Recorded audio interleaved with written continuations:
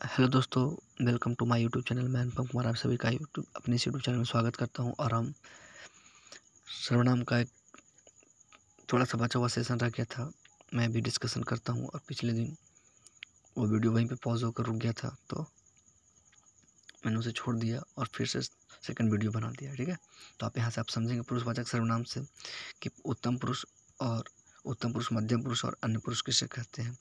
ये सर्वनाम के जो 6 भेद है उसी में से पहला भेद है। ठीक है, तो उत्तम पुरुष बोलने वाला उत्तम पुरुष, बीच में जो सुनने वाला है वो मध्यम पुरुष होता है, और जिसके बारे में बोला जाए सुनने वाला, जो बोलने वाला है सुनने वाला के अलावा किसी अन्य व्यक्ति का प्रयुक्त होता है उसे अन्य पुरुष कहते हैं। जैसे कि वह, वे इत्यादि।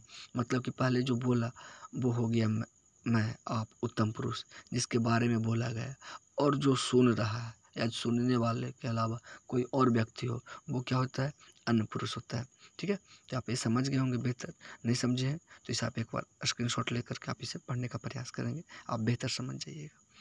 ठीक है, नेक्स्ट, निश्चयवाचक सर्वनाम। मतलब सर्वनाम के जिस रूप से हमें किसी बात या वस्तु का निश्चित रूप बोध होता है उसे हम लोग निश्चयवाचक सर्वनाम कहते हैं। दूसरे शब्दों में, जिस सर्वनाम से वक्ता के पास या दूसरे की किसी वस्तु के निश्चय का बोध होता है उसे निश्चयवाचक सर्वनाम कहते हैं। सरल शब्दों में अगर कहा जाए तो सर्वनाम निश्चय पूर्वक किसी वस्तु या व्यक्ति का बोध कराए उसे निश्चयवाचक सर्वनाम कहते हैं। जैसे मतलब फिक्स, आप हैं तो आप हैं, यह तो यह, वह तो वह, ये वे, इस तरह का एग्जाम्पल होता है। मतलब आप किसी के बारे में निश्चय होकर आप जो कह रहे हैं ना, वही चीज़ निश्चयवाचक सर्वनाम कहलाता है। ठीक है, यहाँ पे इसका एग्जाम्पल इस प्रकार से। ठीक है, जैसे किशोर बाजार गया था और वह लौट आया है, मतलब किशोर ही बाजार गया था ना तो वह लौट आया है। यही निश्चय, आपका बात कहने का मतलब हुआ कि आप जिसके बारे में बोल रहे हैं परफेक्ट बोल रहे हैं। ठीक है, अब नेक्स्ट डिफिनेशन है अनिश्चयवाचक सर्वनाम। जिस सर्वनाम शब्द से किसी निश्चय व्यक्ति या वस्तु का बोध नहीं होता है उसे अनिश्चयवाचक सर्वनाम कहा जाता है।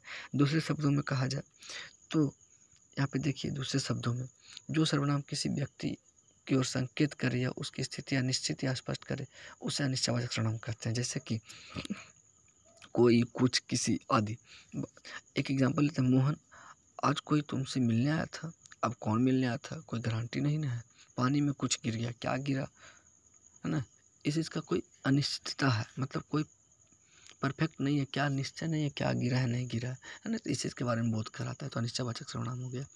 आइए संबंधवाचक सर्वनाम के बारे में जानते हैं। संबंधवाचक सर्वनाम होगा जिस सर्वनाम शब्दों से दूसरों सर्वनाम शब्दों से संबंध ज्ञात होता है, उस शब्द दो वाक्यों को जोड़ता है, संबंधवाचक सर्वनाम कहते हैं। दूसरे शब्दों में कहा जाए, जो सर्वनाम वाक्य में प्रयुक्त किसी अन्य सर्वनाम से संबंधित हो उसे संबंधवाचक सर्वनाम कहते हैं। जैसे जो, जिसकी, जो, सो, जिसने, जैसा, वैसा। तो एक एग्जाम्पल ले लेते हैं इसमें, जिसकी लाठी उसकी भैंस, है ना, उसका संबंध है, जिसका लाठी है उसी का भैंस है। ये आपका संबंध व्यक्त करता है। यहाँ पे जैसा करोगे वैसा पाओगे, है ना, जैसा करनी वैसी भरनी, इस प्रकार से। नेक्स्ट बात करते हैं प्रश्नवाचक सर्वनाम। प्रश्नवाचक सर्वनाम से ही लग रहा है कि प्रश्न करने के बारे में बोल रहा है। तो जो सर्वनाम शब्द सवाल पूछने के लिए प्रयुक्त होता है उसे प्रश्नवाचक सर्वनाम कहते हैं। सरल शब्दों में अगर कहा जाए, प्रश्न करने के लिए जिन सर्वनामों का प्रयोग होता है उसे प्रश्नवाचक सर्वनाम कहते हैं। जैसे कौन, क्या, किसने आदि, इस प्रकार से। टोकरी में क्या रखा है, अब टोकरी में कुछ भी रखा हुआ हो सकता है। बाहर कौन खड़ा है, कोई भी खड़ा हो सकता है, चोर, डकैत, आदमी, इस प्रकार से। तो ये प्रश्न कर रहा है। ठीक है, आगे बात करते हैं निजवाचक सर्वनाम। निजवाचक सर्वनाम का होता है, निज का अर्थ होता है अपना, और वाचक का अर्थ होता है बोध कराना, मतलब अपनों का बोध कराने वाला, अपनेपन का बोध कराना, है ना, इस प्रकार से। जिस सर्वनाम शब्दों का प्रयोग कर्ता के साथ अपनेपन का ज्ञान कराने के लिए किया जाए उन्हें निजवाचक सर्वनाम कहते हैं। जैसे अपने आप, निज, खुद आदि, इस प्रकार से। जैसे आप कल दफ्तर नहीं आए थे, है ना, आप तो मध्यम पुरुष है ना, तो आपका प्रयोग जो हुआ पुरुषवाचक सर्वनाम और निजवाचक सर्वनाम दोनों में होता है ना, इस प्रकार से। आप मेरे पिता श्री बसंत सिंह हैं, अन्य पुरुष, आदर सूचक परिचय देते हुए समय, इस प्रकार से निजवाचक सर्वनाम। निज मतलब अपना ही के बारे में बताता है। ठीक है, तो इस बार से आप समझ गए होंगे प्रोनाउन के बारे में, प्रोनाउन का जो 6 भेद होता है।